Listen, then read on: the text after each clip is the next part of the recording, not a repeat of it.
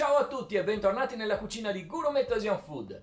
Oggi torniamo in Giappone per preparare una ricetta molto semplice e famosissima di questo paese. Sto parlando del Kizune Udon, ovvero una delicatissima zuppa a base di dashi con noodles udon e accompagnata da tofu fritto.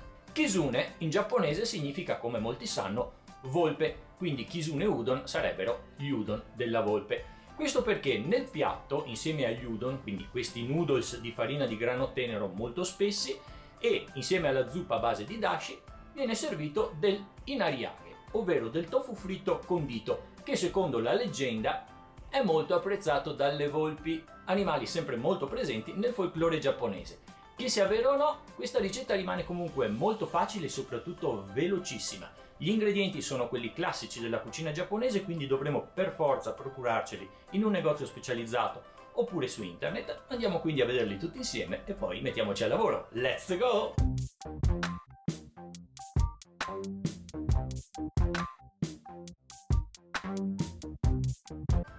Ed ecco tutti gli ingredienti che compongono la ricetta di oggi.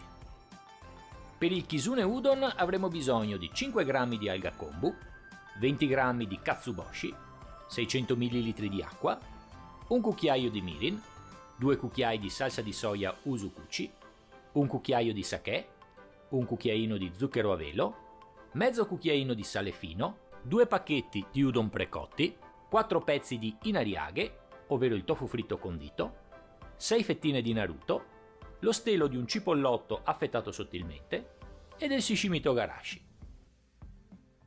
E come al solito, dopo aver trovato tutti gli ingredienti, cominciamo la ricetta che divideremo in 3 sole fasi: la preparazione del brodo, la cottura dei noodles e per finire l'impiattamento. Cominciamo a preparare il brodo. Per prima cosa mettiamo in infusione 5 g di alga kombu in 600 ml di acqua fredda.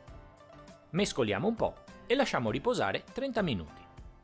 Passato questo tempo, versiamo acqua e alghe reidratate in una pentolina e cominciamo a scaldare. Quando l'acqua comincerà a fremire, l'alga salirà a galla. Eliminiamola quindi e aggiungiamo in una sola volta tutto il katsuboshi.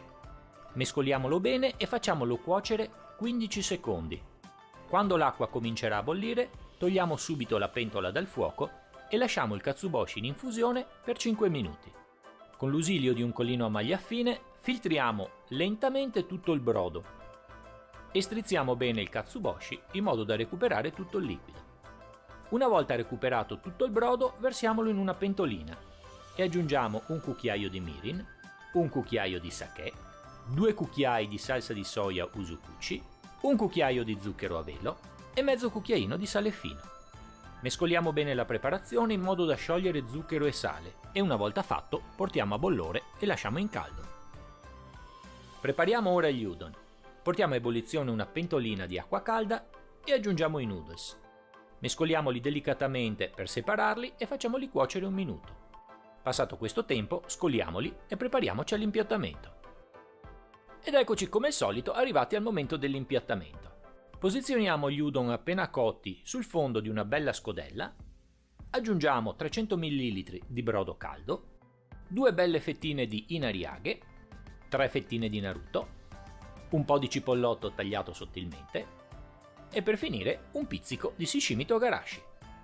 E il nostro Kizune Udon è pronto ad essere degustato. Itadakimasu! Buon appetito! Ed ecco fatto, finita anche questa ricetta giapponese, molto facile e soprattutto velocissima, come vi avevo promesso, perché se togliamo il tempo di infusione dell'alga kombu, la ricetta la possiamo fare tranquillamente in 10 minuti. Il naruto, come vi ho scritto, è facoltativo perché non è sempre facile da trovare e principalmente serve per dare un tocco di colore al piatto più che di sapore, quindi potete anche evitarlo. E il piccante, se vi piace, chiaramente potete aggiungerne di più oppure toglierlo completamente. Bene ragazzi, spero che il video vi sia piaciuto e che la ricetta vi riuscirà bene. Continuate a seguire il mio canale Gourmet Asian Food, mettete un piccolo like al video, se non siete ancora iscritti mi raccomando iscrivetevi al mio canale e azionate la campanellina. Io la prossima settimana sono sempre là per voi, come al solito, con una nuova ricetta. Ciao a tutti!